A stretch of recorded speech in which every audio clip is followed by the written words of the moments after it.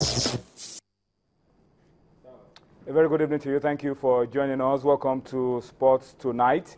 This is the last edition of Sports Tonight for the week. It's a Friday night, remember, and usually we just take things a little easy on Sports Tonight on Fridays, just to, calm you down, get you ready for the weekend, and make you forget about the stress that you've been through all through the working week. So it's a wonderful time for you to join us. I would like to say very big thank you to you for allowing us into your homes this Friday night for 50 minutes of exciting sports talk.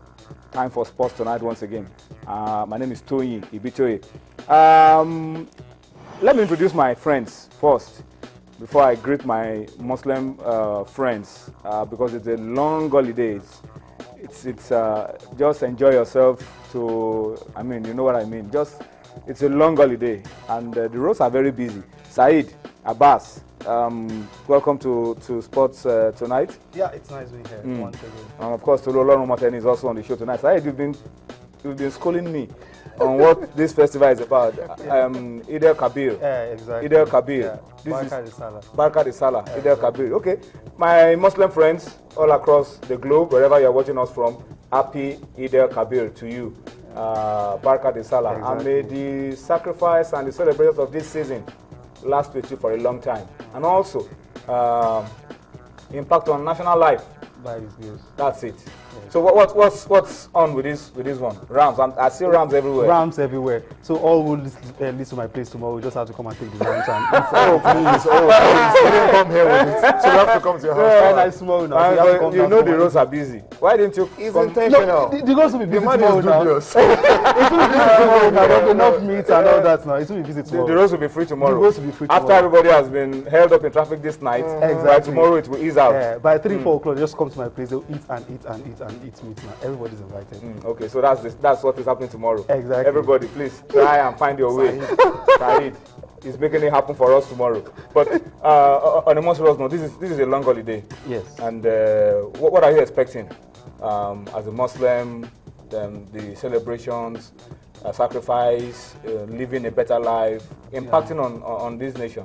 Yeah. Because this time in Nigeria, we really need all the goodwill and the blessings, spiritual blessings that we can Exactly. get to make this country a better place. Exactly. It's all about everyone coming together, irrespective of the religion, the tribe, everybody coming together, and we really need to pray for the country as a whole. Everything, all aspects of the country, everything has to keep going. We have to pray for the presidency, the governors, and everybody, every one of us, from now down to Tuesday, we have enough time to pray for ourselves spiritually. But even by the time Muslims go to the mosque tomorrow, they also pray for the nation. It goes beyond just eating the ram and all that. The most important thing is we need to emphasize that it's not just about it's not eating just the about ram and the meat at all. It's not about the eating. It's about praying. It's about the prayer, praying for the nation to move forward. No matter what, even everything that is very nice in a particular society still needs prayer. So no matter what, we still have to keep praying. Keep Yes, praying. exactly. All right. Okay, let's go to the business of the day, and let's start off the show, of course, on a very sober note once again. And that's because of the man that you're seeing on your screen. We call him Nigeria's Don King. His real names are Martins Osile. Fiery sports commentator passed on this morning after a long battle with illness. He lost the battle. And Martins Osile, Nigeria's Don King. The reason why we call him Nigeria's Don King is obvious. Yeah, being a boxing promoter, And then, of course, Don King is known as the leading boxing promoter. and then the big Of white course. afro. Yes, Like of course. Wole Soyinka. And well, it's sad because we're losing a man who has impacted so much in the sports in general, particularly boxing here in Nigeria. He has done so much for it. We hope to see boxing improve and hope to see his legacy live on after he has even passed on, because he has put in so much. And even though he won't be alive to see many more returns in the boxing world right now, we just hope that for his sake, for the things he has done for the sport, that something good happens afterwards. But we will really miss him. We will really miss the man. He's also a commentator also. So he will be fiery commentator. He will be I serious. mean, those that you criticize will yeah, because very fiery. I mean, if he takes you on an issue, he's very passionate about sports. If he takes you on, You better be You better be your facts. Get your facts right. And always constructive about it. Yeah, that's very, very beautiful. All right, so that's how we start off the show. Martin Sosile, Nigeria's Don King, passed on early this morning. May God give his family the fortitude to bear the loss. And of course, this sports community, we've lost yet another commentator. We hope that all that he lived for will not just go to waste. So once again, rest in peace, Martin Sosile, Nigeria's Don King. But now let's tell you to be a part of the show. As you can see on your screen, we want you to talk to us. A whole lot of issues will be up for discourse tonight. Super Eagles, Stephen Keshi, the new NFF board and Stephen Keshi. Will they give Keshi a new contract? Will they not? A lot of stories going on social media, on the wires. What exactly is going on with Stephen Keshi? We'll talk about that and try to maybe set an agenda, sort of, on the program tonight. So we'll talk about the Super Eagles, we'll talk about Keshi, we'll talk about the Falcons. They are getting ready for the African Women Championship. It's not an ordinary competition because it's also the qualifier for the 2015 World Cup in Canada. And then, of course, later on the show, Dumnojo Konta will be joining us. We will be talking Globe Premier League. We'll be previewing matches of the Globe Premier League lined up for this weekend, match day 30. Believe it or not, after this round of games, we're down to just 8 games and the season will be over. We will also talk about the Nigeria National League. We have 3 games at the end of the season. What is going on in the National League? We'll talk about it as well on the program tonight. And then we will give you a slice of Europe. What are the big games to look forward to this weekend in Europe? We have 4 games for you. You will find out which games, those games, what games we were talking about later on the show. And then we have something very unique for you on the program tonight to close Sports Tonight this week. Just make sure you don't miss it. It's a message of challenge, of inspiration. If you think because you are disabled, you are no good, you have nothing to offer, you need to listen to an incredible story that we'll close the show with tonight on Sports Tonight. So please stay with us and be a part of all that we'll be doing together on the program. Gentlemen, let's start off quickly without wasting any more time. We said it a couple of weeks ago.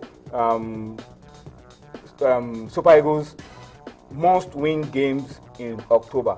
No arguments about it. Not 4 points. It must be 6 points. But the camp will open on Monday. Keshi and the backroom staff will be in on Monday. The players are supposed to be in on Monday. Training, we expect, will begin on Tuesday. But I'm not happy with the kind of stories I'm hearing. Emenike exchanging words with Keshi and all of that. Not exactly the kind of vibes you expect from a team that needs to win these next 2 games. I think what we need right now is everyone working together because we can't achieve anything really if the team is not united with the coaching crew. That is the major concern now. If things can get, I don't know why that would have to come up at this crucial time. It's not like the nation is completely reliant on Emmanuel Emenike. Yes, we may be able to do without him. We may, as I said, be able to do without him. But then we need unity in the team. In the first 2 games, Vincent Yama was not around. Somehow we lost a sense of leadership in the team in the first 2 games.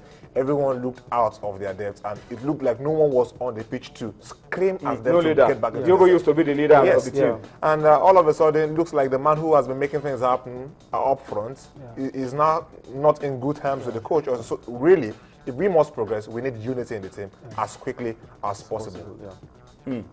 Said, let's apart from the fact that camp is opening on Monday, they should be traveling maybe Thursday for the game on Saturday, Omdurman.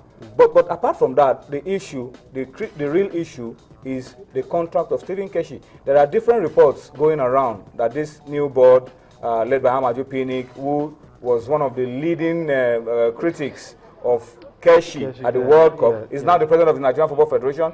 Chris Green, who was chairman of technical committee, who had some ups and downs with Keshi also, and the technical committee is also back. People are reading different meanings into it that could be the end of contract talks for Stephen Keshi after this game, after these 2 games against Sudan. I think fair enough. It's not going to be nice on Stephen Keshi's part. this now coming from the African champions. Ever since we went out of the World Cup, we've been talking about issues of administration and all that. Okay, now we sorted out with issues of administration. Now we have Amaju Pinnick in place. I think now the agenda has to be: is it a case of Stephen Keshi coming back? And for me, fair enough. I think he's done. He's done coming back good or enough. continuing? Should he continue from there? But I think he should be able to continue. That is what they should set for themselves right now. Now the team we're talking about a team that lost its first match in Calabar and drew to South Africa. There in South Africa, they had just 1 point in 2 matches. Now we're talking about winning Sudan back to back, 6 points. We have no excuse for not winning them there in Abdulman and also here in Nigeria. So I think everybody needs to rally